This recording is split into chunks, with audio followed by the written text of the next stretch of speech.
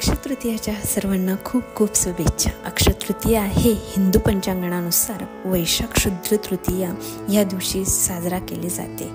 या दिवशी एक अत्यंत शुभ व पवित्र सण साजरा केला जातो। अक्षय म्हणजे ज्याला कधी न क्षय असणारा असा अक्षय।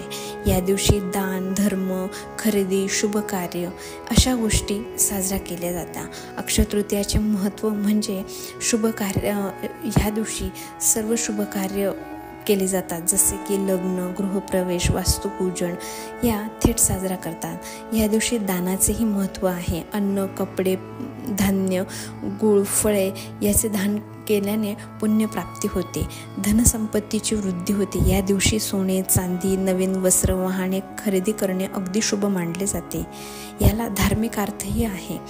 या दिवशी विष्णू भगवान आणि श्री लक्ष्मी देवी यांचे विशेष पूजन केले जाते आणि पौराणिक संबंध असा आहे, या दिवशी परशुरामाचा जन्म झाला म्हणून हा दिवस परशुराम जयंती म्हणूनही साजरा केला जातो।